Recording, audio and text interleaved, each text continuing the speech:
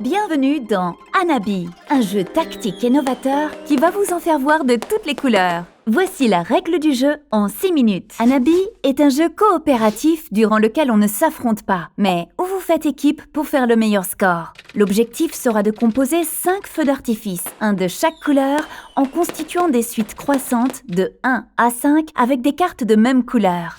La préparation.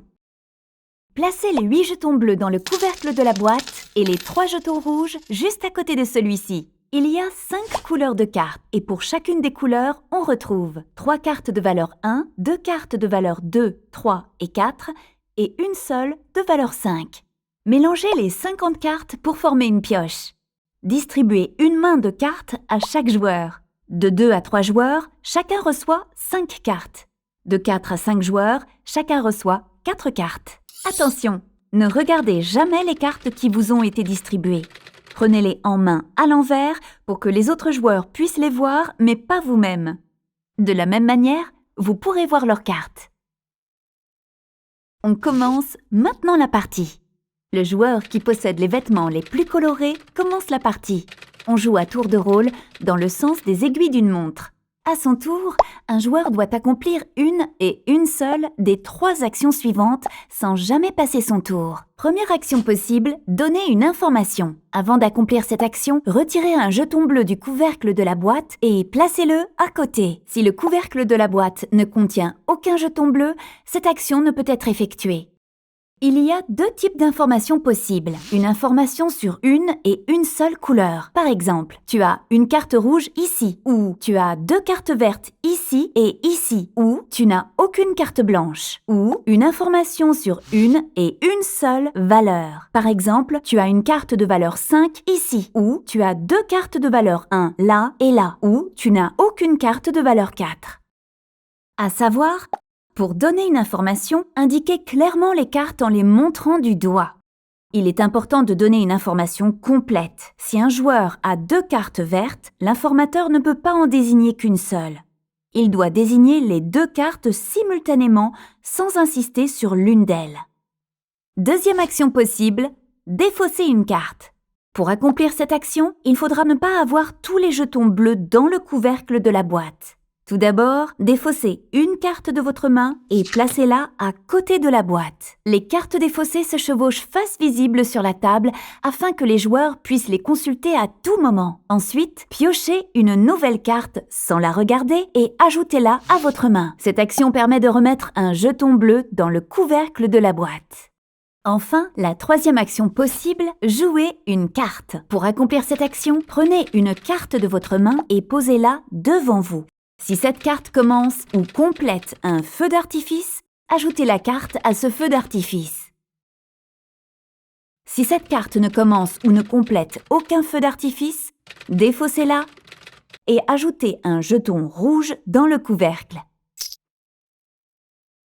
Piochez ensuite une nouvelle carte sans la regarder et ajoutez-la à votre main.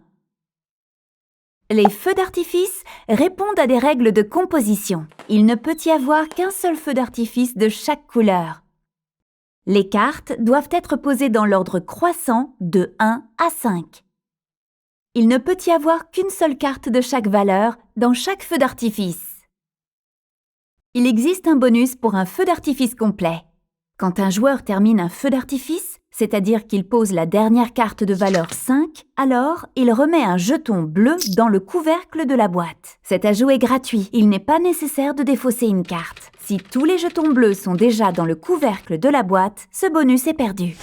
Voyons maintenant comment terminer la partie. Une partie d'Hanabi peut se finir de 3 façons. 1. Si le 3e jeton rouge est placé dans le couvercle de la boîte, la partie prend fin immédiatement et elle est perdue. 2. Si les joueurs parviennent à compléter 5 feux d'artifice avant la fin de la pioche, le spectacle prend fin et c'est une victoire immédiate. On obtient le score maximal de 25 points. 3. Enfin, si un joueur pioche la dernière carte, chacun va jouer une dernière fois, y compris celui qui a pioché la dernière carte, et la partie se termine. On peut ensuite calculer le score. Pour déterminer le score, il faut faire la somme de la carte de plus haute valeur de chacun des 5 feux d'artifice. Par exemple ici, 4 points plus 2 points plus 1 point, plus 4 points, plus 3 points, soit un total de 14 points pour cette partie. Une échelle de référence permet d'évaluer la performance artistique des artificiers. Plus le score est élevé, plus la qualité de la prestation est au rendez-vous. Pour finir, voici quelques conseils et recommandations pour réaliser un spectacle inoubliable. Il est possible de réorganiser sa main lorsque l'on reçoit une information pour placer certaines cartes à un endroit aidant à s'en souvenir, à gauche, à droite, en décalé. Consulter les cartes défaussées peut permettre d'en déduire des informations sur ses propres cartes. Attention, défausser une carte sans information, c'est prendre le risque d'écarter du jeu une carte qui peut être utile. Mais parfois, on n'a pas le choix. Et ça ne condamne pas obligatoirement un feu d'artifice. Il est utile d'identifier clairement un feu d'artifice qui ne peut être complété. Les cartes de la même couleur pourront toujours être défaussées pour remettre des jetons bleus dans le couvercle. Un habit repose sur la communication et la non-communication entre les joueurs. En suivant les règles à la lettre, on ne peut communiquer avec ses coéquipiers que lorsque l'on donne une information en dépensant un jeton bleu. Toutefois, vous êtes invité à jouer de la manière qui vous est la plus agréable, en vous fixant vous-même vos règles en matière de communication. On pourrait donc autoriser des remarques telles que « Moi, je ne sais rien sur mon jeu » ou « Tu te souviens bien de ce que tu as en main ?» Et voilà, c'est tout pour la règle. Vous savez désormais jouer à Hanabi. À vous de créer le plus légendaire des feux d'artifice.